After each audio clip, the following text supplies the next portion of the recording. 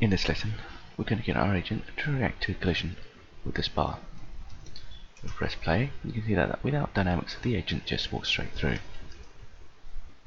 So let's bring on an output node, and in the channel box, type in dynamics.active. Let's turn it on and see what happens. Well, that's not exactly what we're after, but we can use an input node to add to the brain process so that we can switch dynamics on at the right moment. So in the input node, type in collide, and I'll just turn dynamics off for the moment. And if I press play and stop when we have a collision, you'll see that the input node has given us a value that corresponds to the depth of the collision.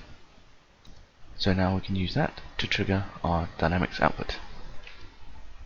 So let's create a simple brain process. So let's connect these up.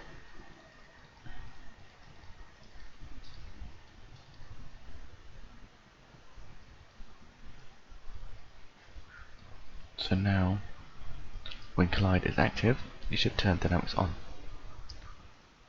So let's take a look if that works. Great. However, the dynamics is looking a bit strange, and that's because the joint angles are not constrained to sensible values. We have already set up the degrees of freedom to sensible limits. If we go to the body page and select a segment, and all that needs to be done now is click on the workspace to select the agent parameters, then go down to the Dynamics tab, and in the rotation limits you can see a force value that will be used to keep the segments within those limits. So the value that we have at the moment is too low, so let's increase that to say about 10,000 and see what happens. Okay, that's much better.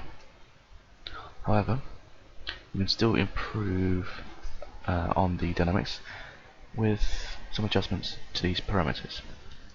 So let's go ahead and look at each one. Let's go and see what happens when we increase the friction to 1.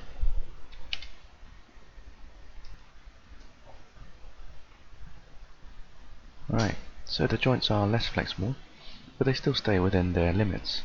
But within the limits, they have friction applied to them.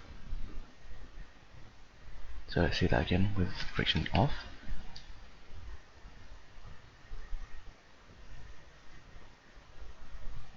Okay. And back on again.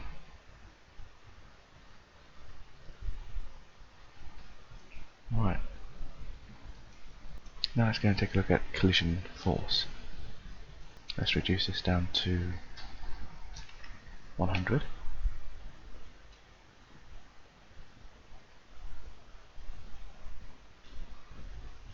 Okay, you can see that the agent is now passing through the floor. And you can probably see that better if we turn on ground clipping. So it's very best to keep that up about 10,000.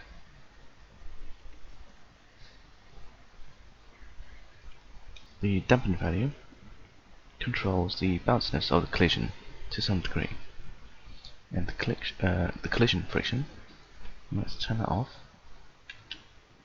and see what happens. So with no friction, it now appears that our agent is like on ice. Let's turn that back up to about 60. Alright. Now that looks fine. Now let's take a look at drag. Increase the drag value. See what happens. Well, it appears our agent is falling in slow motion. That's actually the atmosphere That's now exerting drag upon the body. So it's probably best to keep that off. And gravity, well, that would normally be 981 centimeters per second per second.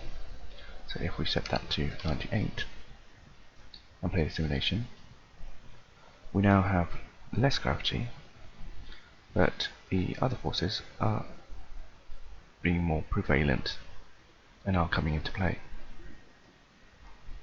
So we're just getting a bit of a odd result with that. So let's bring that back. And steps. If we do steps down,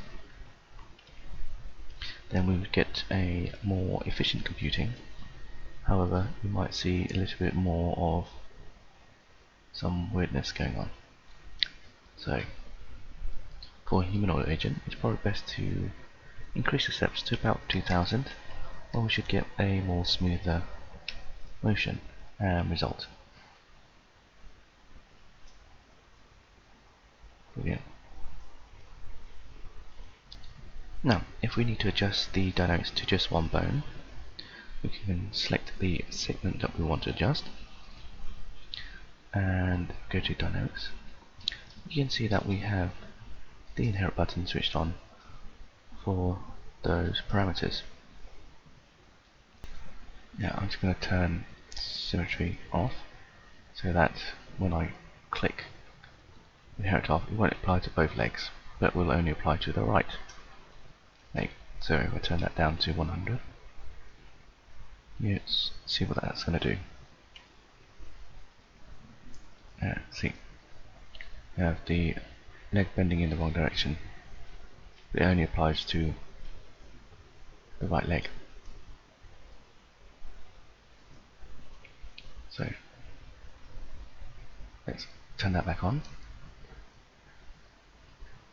Okay, that's back down to normal. Great. So now if you go and save the agent, the dynamic settings will be saved along with it.